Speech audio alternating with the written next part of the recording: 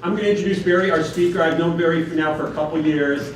He's a character. You're going to really enjoy his presentation. I know you're going to learn a lot today. I've learned a lot. He pushes me every time I sit down and talk to him. He's pushing me outside my comfort zone, that's for sure.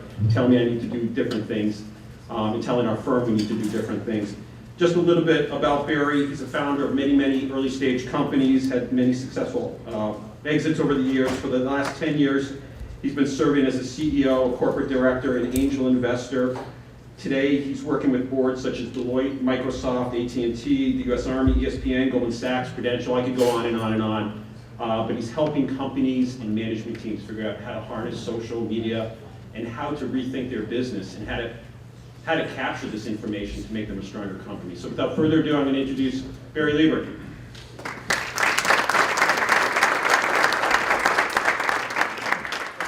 Very good. Good morning, everybody. So let's start easily, if we might. What I'd like you all to do is to stand up. So stand up. And what I'd like you to do as we stand up this morning, stretch out for a second, take a breath, and turn to the person to your left and to your right and say hello to them. Wait, the rule's not over yet. Wait, no cheating here. Say hello to them as if they don't matter, as if you know nothing about them, as if you don't know their name. They're not going to buy anything from you today. You're never going to interact with them socially again. You have no idea where they've come from or where they're going next. You've had no experience with them. And you're sure as heck know that this is the only time you'll meet them, so there's no chance that they're going to play a part in your future lives. Say hello to them as if they don't matter to you. God, are you guys cheating? That is not what the way people I know who don't care. Look, I don't know about the rest of you. When I fly in a plane, I spend 5 hours next to the person next to me, and I don't say anything to them. I mean, you can imagine, United Airlines, fly with me, JetBlue, make it your way, and no one ever asks me a question, not JetBlue, not United, or anybody else, about what I am or who I am, whether I have a family that flies, yada, yada, yada.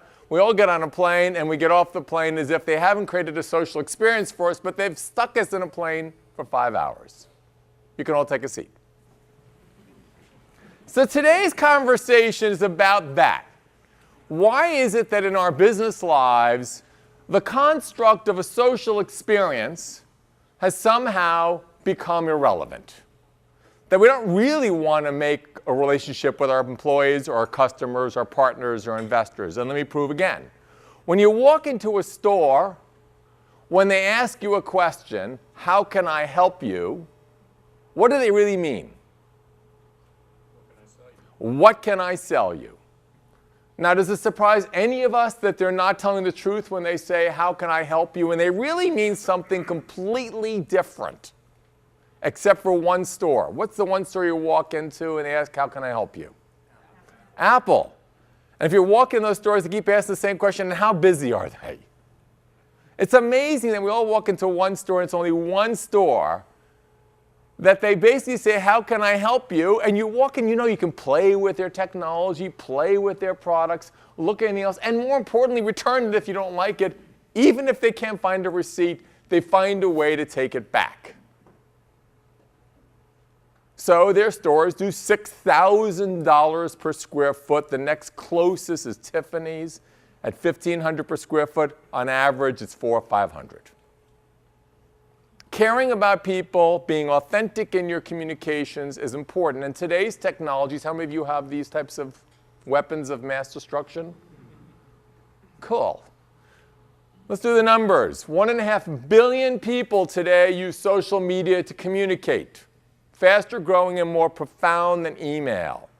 5.2 billion people use these technologies to stay connected. And each of these two technologies combined produce about a name I've never heard of, 2.5 quintillion. If that really is a number, I don't know. I'm sure my wife and Sally, who's sitting right here, will tell me I misspelled it anyway. Anybody know if that's a real word? Because I don't know if it is. But it's 2.5 quintillion pieces of new data a day from all of these devices. Healthcare information, financial information, accounting information, catering information. It doesn't make a difference.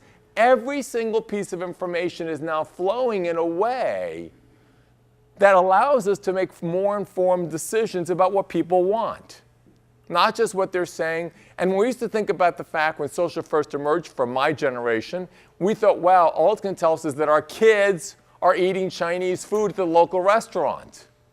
But now it tells you whether or not you have diabetes, whether or not you have some sort of cancer, what your blood pressure looks like, what you weigh today, how many steps you've taken using Nike fuel.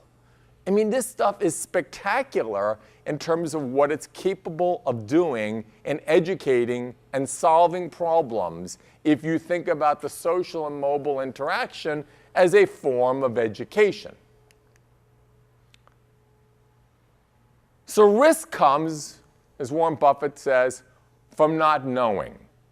One of my favorite people, Lisa's here, will tell you that ultimately Innocentive, we don't know at Innocentive, which was a company started by Eli Lilly, where the next drug discovery will be found, where the next solution to a business will be identified.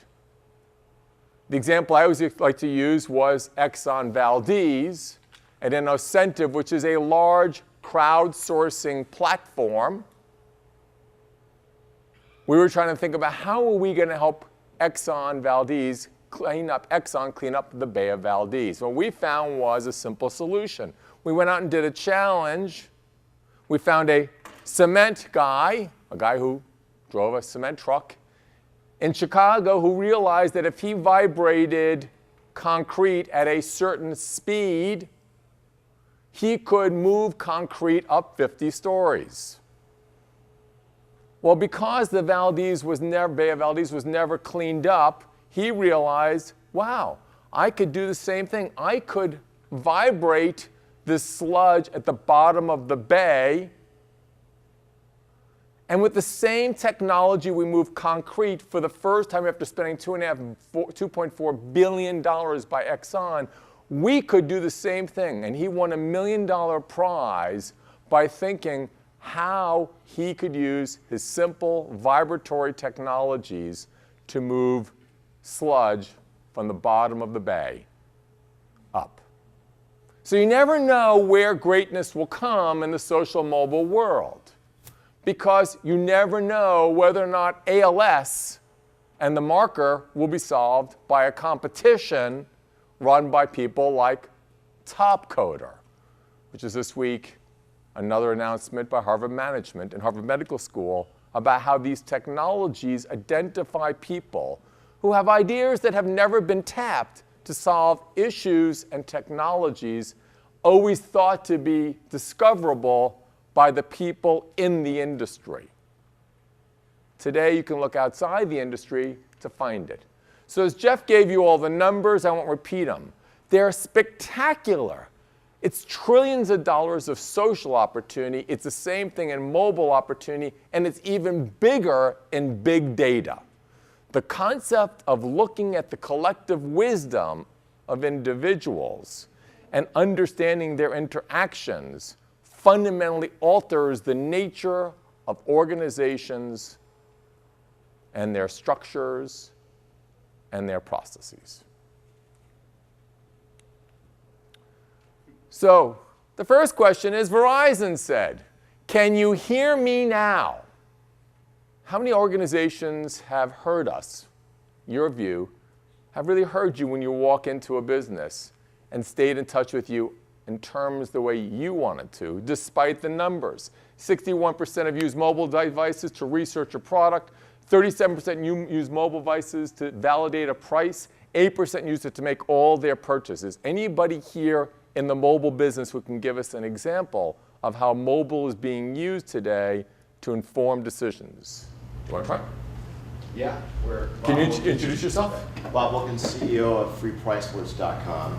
We have a web app and a mobile app that shows you the best price for any product you're looking at automatically when you hit a web page. So we've got a mobile app. Anytime you shop with that barcode scanner, go into a store, pull it up, and we're going to pull up literally every single offer for that product instantly in nanoseconds.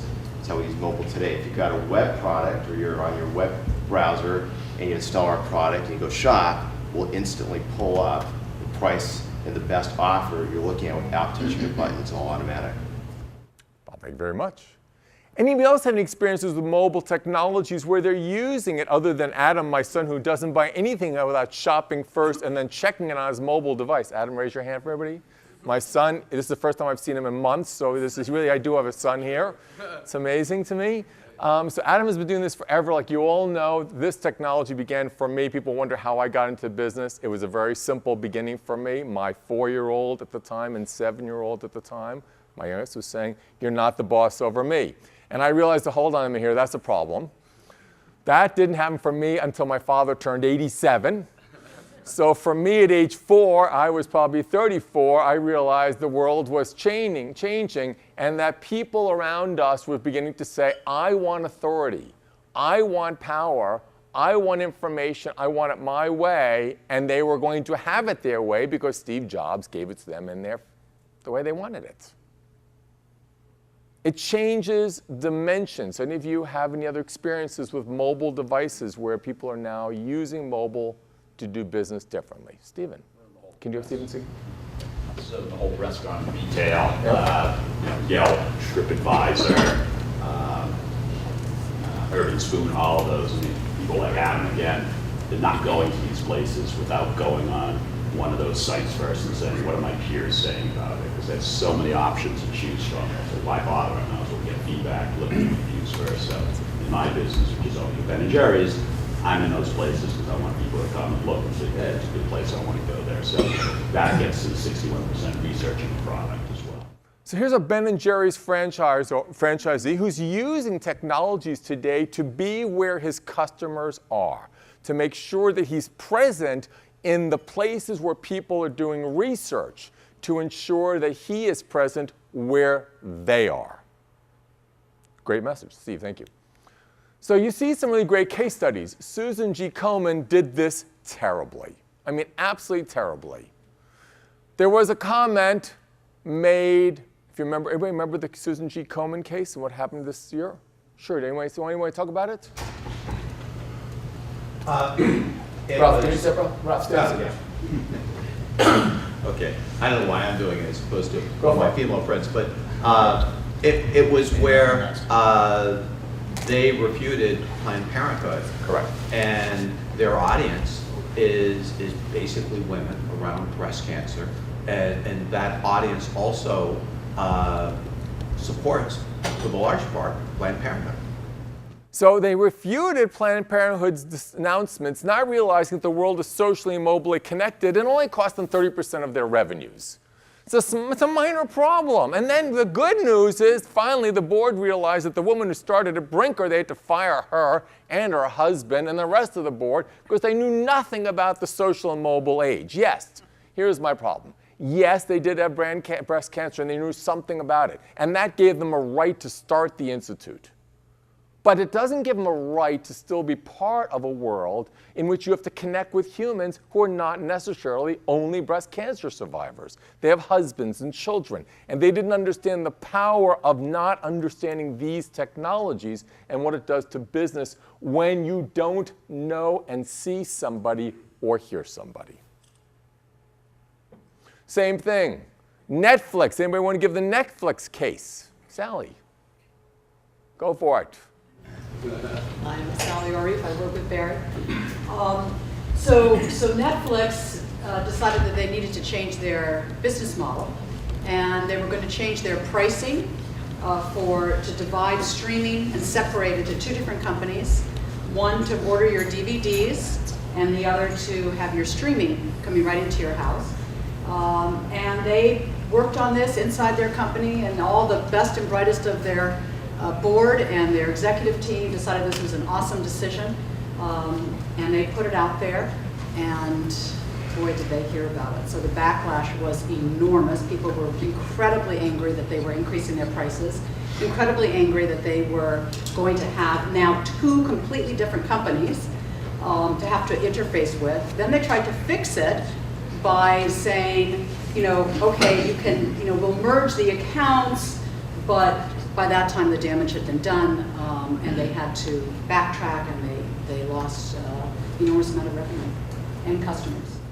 So once again, even if companies don't see you, when they say things like, I see you or I hear you, you know they don't. We already said at the beginning of the session, when you walk into a store, can I help you? They know what they're really, you know what they're saying is, what can I sell you? They're not being kind by not being authentic. And you know it. So let's talk about social. The social side of it is equally interesting. As Stephen says, 76% rely on their peers. Doctors are not our most trusted physicians when it comes to healthcare. Peers are. We go to peers to find out what you have done with your healthcare to solve a problem. I've gone through a healthcare problem in the last 3.5 years. I've gone through no shortage of peers. Yes, I've seen a number of doctors, but I'll tell you, it has been the peers that have helped me find solutions that are not readily available by doctors. Because what I find in the medical profession, except for the Mayo, is that doctors don't share any data. They literally don't have the technology, and they don't have the time to do the research. One place I can tell you, having been at the Mayo, that is the only place that they really use technology to seek to solve a problem for patients. It amazes me that in today's medical world, I spent 3.5 years talking about the use of technology in the social world. You spend 3.5 years finding out a disease state.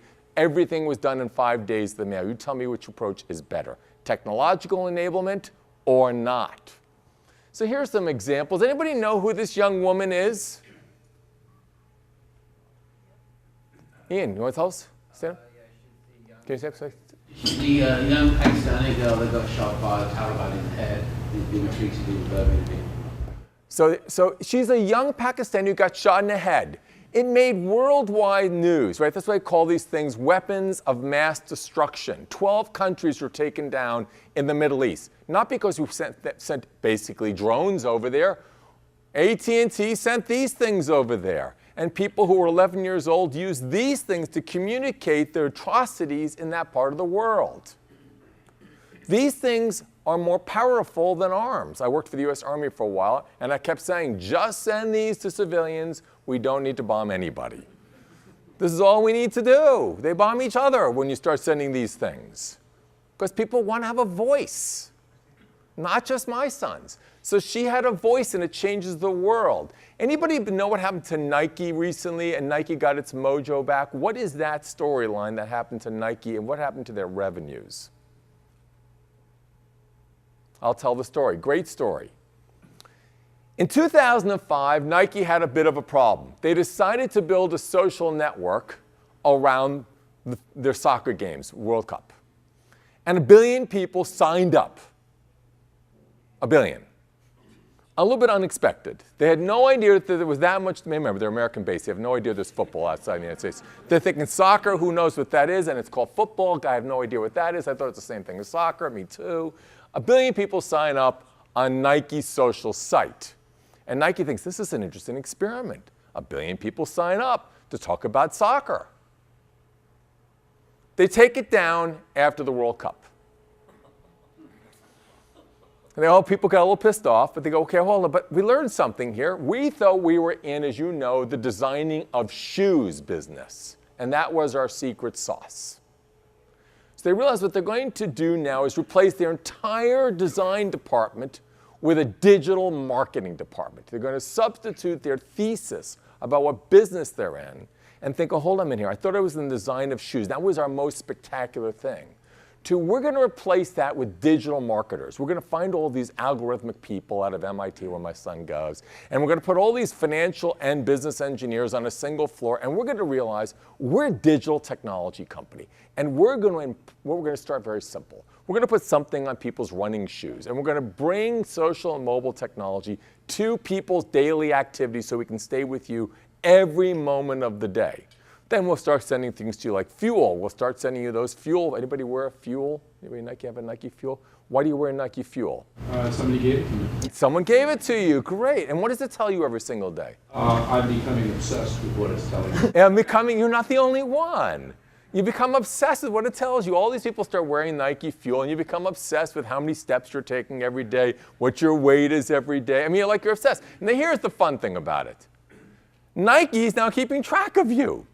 It's not just you keeping track of you. They know you're sitting here. Nike knows where you are. I mean, it's better than Google. I mean, they're literally keeping track of where you are. Every single step. I mean, they're in touch with you every single moment of every single day. And they're more obsessed with the big data that they're collecting around everybody and trying to basically be in touch. So if you go to Nike's website, if anybody has an iPad here today, go to Nike's website. See if you can buy anything on Nike's website, or if it's all about community building. And haven't they taken that very small experience, 1 billion people, and realized, oh my God, they have mobile communities, they have social communities, they have video communities, they have YouTube communities, they have Pinterest communities, and then they have them by every type of sport. And then when you become connected to Nike, then and only then do they ask, can I help you? Brilliant. So here's the reason why can you understand me? Because companies who use big data to make decisions have 60% more revenues than their peers. They're 100% more profitable, and they have 150% higher stock price. They're not Jack Welch. Jack Welch was great because he said straight from the gut. He basically made every decision from his gut. All right? He ruled through power.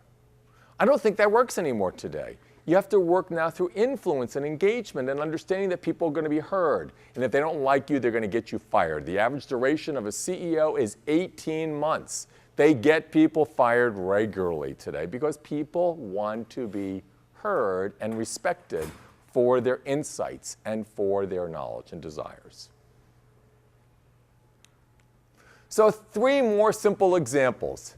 I am not a sports guy. Anybody knows that? Who's my friends? I don't even know anything about sports.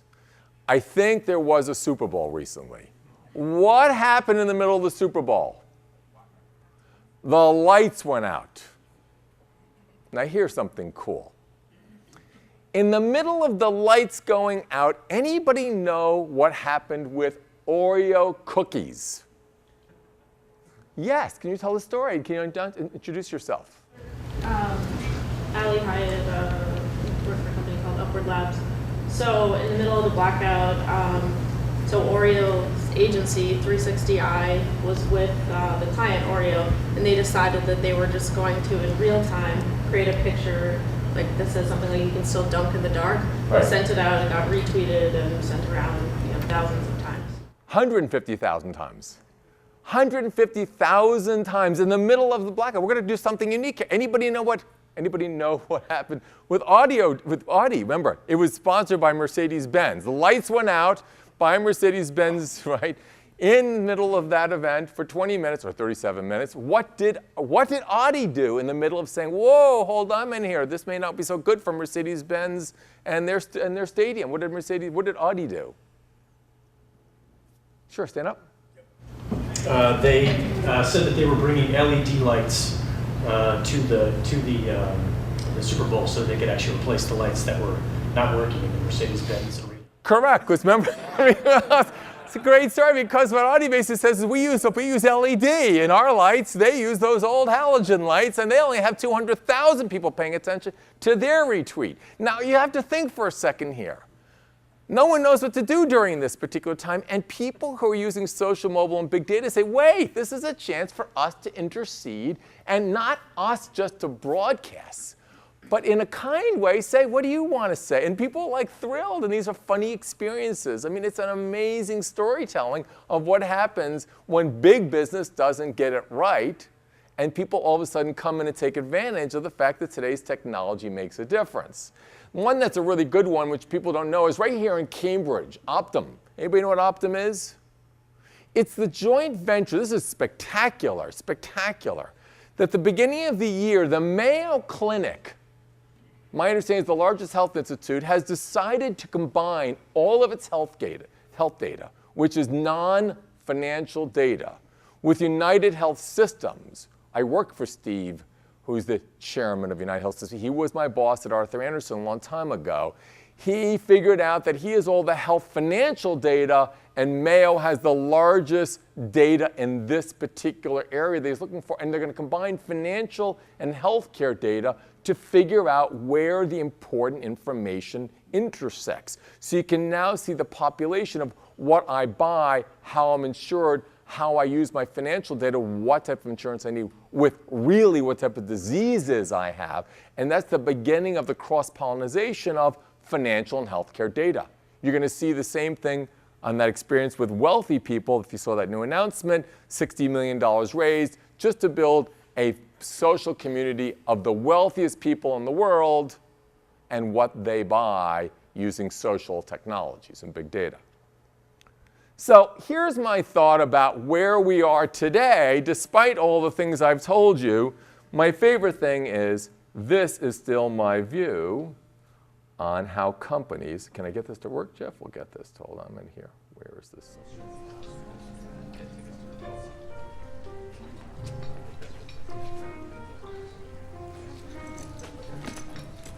Hey there. Long time no see. Looking good. Yeah.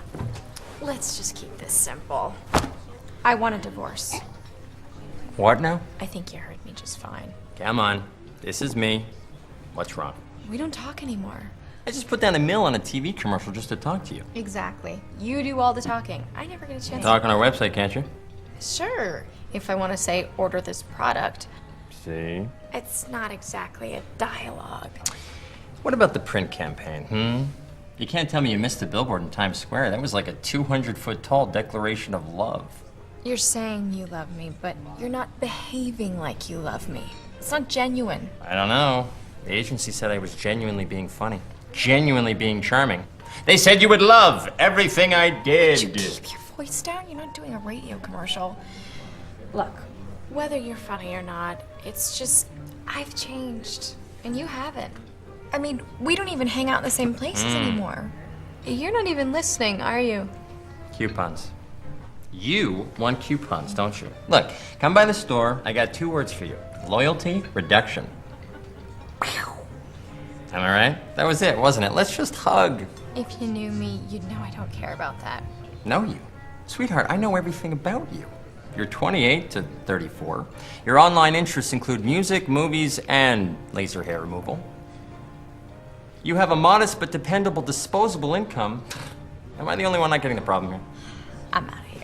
Oh, come on. Don't be like that. Look, I'll tell you what. Come back here tomorrow. I'll give you the chance to win a Bahamas vacation. There's a small chance, minuscule, but technically still a chance. I want to be like the old days. So what makes this commercial so special is that One, I think it is by, and if I can stop this, Jeff, if you can help me out here, it's by Microsoft.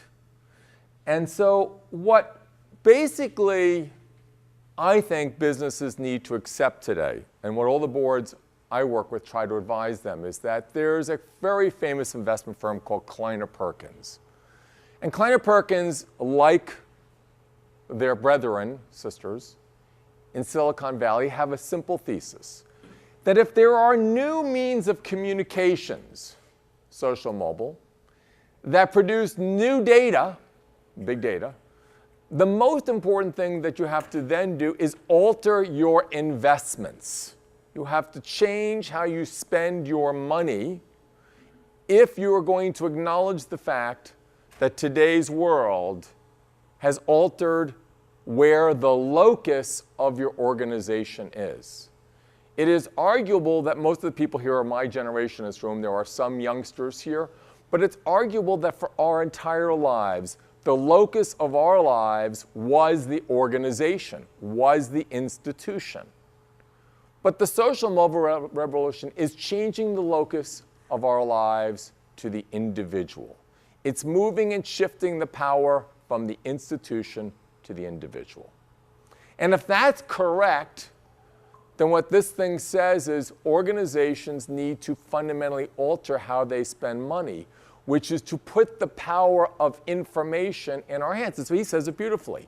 If leaders don't approach rebalancing their business investments as fiduciaries, they will not have long-term success. They will struggle with their current business model. They'll wonder why their margins are under pressure. They'll wonder why they're doing more and making less. They won't understand that there is a way to do less and make more by using the power and the collective wisdom of all of us. But it makes a big difference only if the boards and leaders understand I have to change that which I'm doing if communications is changing that which others are.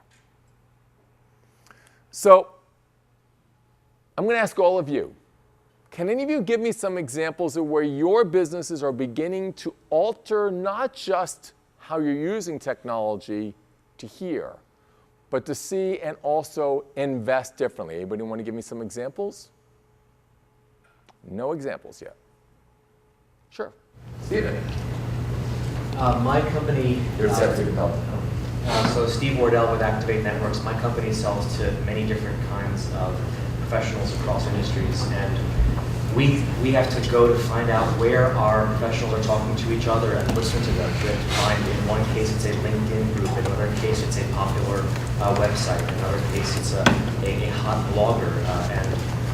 As recently as 3 years ago, we would never have thought of doing that, and now that's where we have to go to. And it's a challenge to find the right places, and they change. But that's where we have to go to one good place to listen to our customers, and we're not getting it from glossy magazines. So he's in the big data business. Activate Networks looks at big data and the interactions of individuals to see where the network is clogged up and where it's working properly. And he has to find new data interactions and new ways in which people affiliate and assimilate through different channels. Any other combinations? Any other conversations where people are changing? No other examples, Michael. Sure. How is your business using today's technology to alter the way you're doing things? No other examples. Go for it, Stephen. I have a pretty simple business, but it's all fundamental stuff, but it works for me. So, Facebook and Twitter. Just Facebook and Twitter. Just being out there with my customers, having a presence. I've had 3 different people come up to me this morning and say, wow, I've been following you guys on Facebook. It's cool, you always have something new. So just in that way, it's engaging with your customers in a different way. And Twitter, for me, from a personal perspective, I have zero interest in it. But from a small business perspective, I think it could be the strongest marketing tool of all someday, because if you can picture an ice cream shop and has 3,000 followers on a nice February day, you just Twitter out, say, hey, come on in, get $2 off on an ice cream cone. That goes viral. You have 70 people walk in, 70 people for me on a Tuesday in February would be good. So those are 2 ways of just using very simple things we all know about, Twitter and Facebook, to have some real business impact. Thank you. Any other thoughts? Right here. Right here. So we've been around for about 2.5 years. We started off with the traditional banner advertising, the things you normally would do, some magazine advertising, actually some TV advertising, get free price alerts out there. Last year at June, we were at 60,000 users, and we're at 1.6 million users today. 10,000 new users a day are being added, and it's because we listened. We went to Facebook, we went to Twitter, we went to all the places our users were, circles, everything, and just systematically listened to where our people were shopping, what they were saying, what they're doing. It completely changed where we spent our advertising, how we partnered up and how we got people and customers in. And it was nothing that we would have traditionally gone with or what our marketing agencies would have said. Great part of that story, thank you very much. Great part of that story is Nike cut their advertising budget in half. That's only half the story. They doubled their revenues at the exact same time. They basically said, I'm going to go where people are. I'm not going to keep asking them to come where I am. They fundamentally changed the locus. I'm not going to have them come to my stores.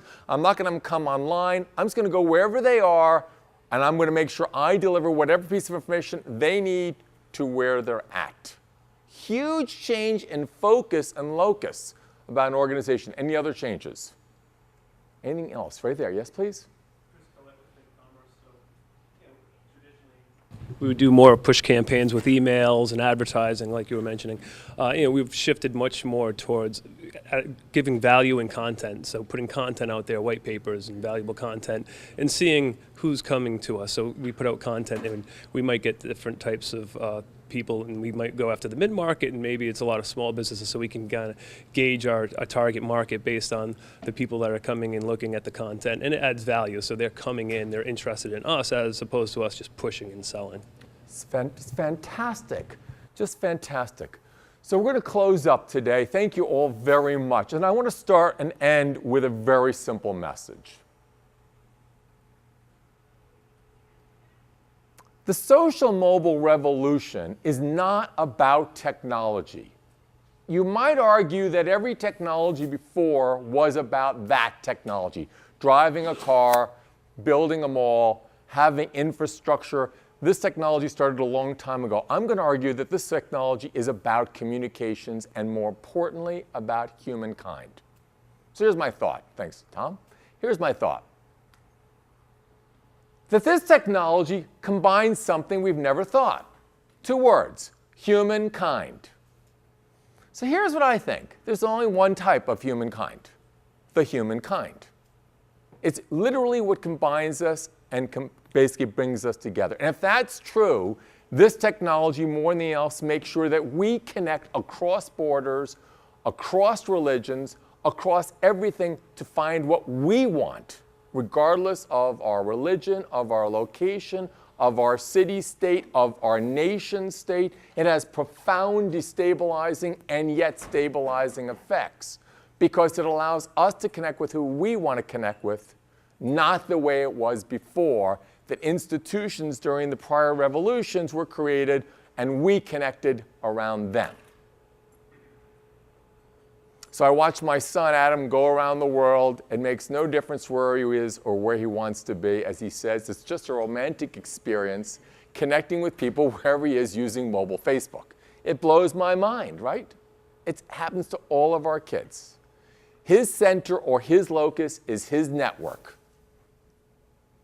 So now I'm going to get you to think about the humankind in a different way. How will you think about whether or not, one, you are of the human type, and whether or not you're really kind to the other humankind? So let me show you the answer. If I can get you to stand up again, please. Now this time, as members of the humankind, I'd like you to greet the person to your left and to your right. Hold on. As if they really matter.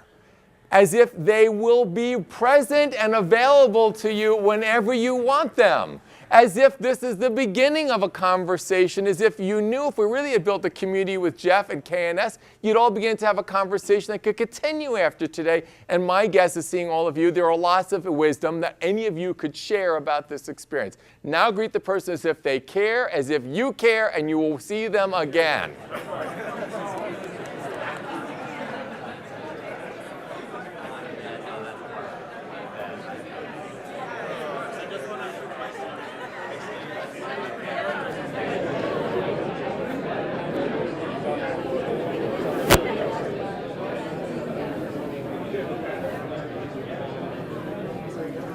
I want to thank you all very, very much. I'd like you to give yourself a standing ovation. I want to make sure you all know that I appreciate your conversations. And I leave you with the thought, go out and be kind to everybody. Remember, they are part of our journey collectively. Thank you all very much. There you go.